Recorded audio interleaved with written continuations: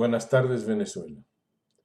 Ante todo, mis disculpas a los miembros de la Asociación Libertad Venezuela por la tardanza en enviarles este análisis de la situación actual en Venezuela.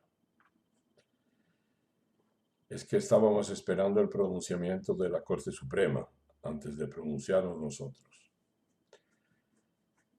Yo no sé si definitivamente la peor plaga que le ha caído a Venezuela en vez de Maduro no es su clase política.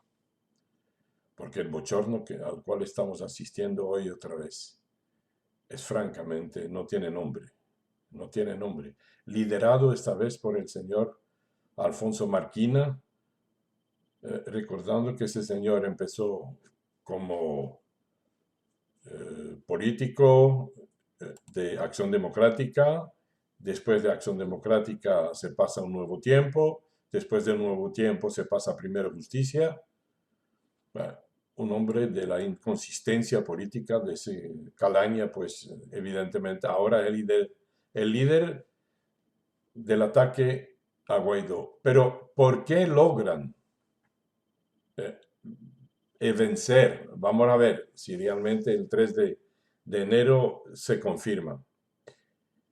Cierto que el gobierno de Guaidó no lo ha logrado y ha hecho muchos errores. Ha hecho muchos errores. El primer error de Juan Guaidó fue, creo, de rodearse de algunos pseudopolíticos que lo único que han buscado son sus intereses personales. Y sin la mínima reserva, hemos visto como pseudo embajadores, y sabemos que ningún embajador de Guaidó era realmente un embajador. Dígame cuál es el embajador de Guaidó que ha logrado un pasaporte o una cédula para un venezolano en el extranjero. ¿Cuál es el embajador que ha logrado una certificación, un documento oficial? Nada, porque no tiene ni embajada. Entonces, esos títulos, esa gente, si pudieran haber tenido por lo menos una reserva, ser un contacto con los gobiernos, contacto representante de Guaidó con los gobiernos extranjeros y limitarse a eso. Pero ¿cuántos de ellos han pasado a diario? A diario. O bien enviar mensajes subliminales prometiendo que estábamos saliendo de la miseria. Otros, todos los días, fotos en grandes hoteles, super restaurantes, mientras que el pueblo de Venezuela se muere de hambre. O la diáspora, que tuvo que salirse de Venezuela, están perdiendo todos sus bienes en Venezuela.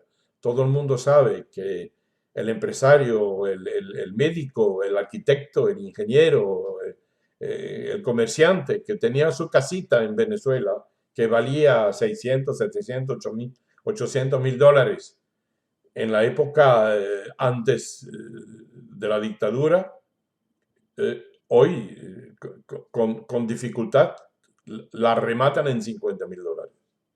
Esta gente lo ha perdido todo.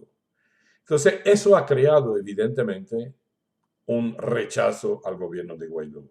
Pero no podemos olvidarnos que una persona, un hombre solo, es incapaz de solucionar la problemática de Venezuela. Es un gobierno, y Guaidó, pienso en su defensa, que primero se ha arriesgado su pellejo, segundo se ha quedado en Venezuela y ha hecho lo que puede. Yo recuerdo, antes de Guaidó, ¿quién es el primero que asumió la presidencia de la Asamblea, que dirigió la Asamblea de Venezuela? Fue Ramos Alup en el 2016. ¿Quién vino después? El año siguiente, Julio Borges. En el 2018, Omar Barbosa. ¿Esa gente logró sacar Maduro? No. Pues Guaidó tampoco lo logró.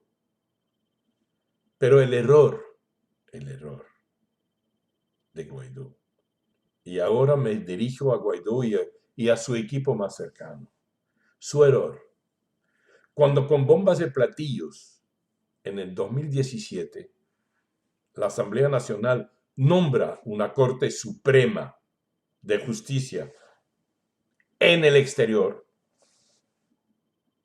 ¿por qué no emitieron una orden de captura contra el señor Maduro? Han tenido una oportunidad única. Los Estados Unidos han reconocido la Corte Suprema. Canadá reconoció la Corte Suprema. La OEA reconoció la Corte Suprema. El Parlamento Europeo reconoció esa Corte Suprema. Estados Unidos dio a Venezuela una opción en una bandeja de plata cuando emitieron un reward, una promesa por quien captura a Maduro o quien captura a Diosdado o quien captura a uno de los 13, 14 de los más altos funcionarios militares, etcétera, de 15, 12 y 10 millones de dólares. Si en este momento se hubiera ocurrido al gobierno de pedir a la Corte Suprema de emitir una orden de captura contra Maduro, que sabemos que el ejército enganchado con Maduro en Venezuela no iba a hacer nada, pero muchos organismos, e incluso lo que se llaman los mercenarios en el extranjero, se hubieran aprovechado. Maduro se fue ahora a Qatar.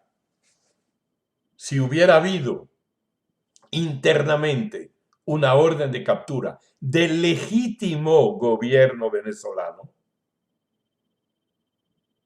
se hubieran capturado al señor Maduro en la primera oportunidad, pero no lo hicieron.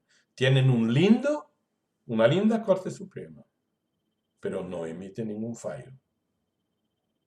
Ese ha sido el error.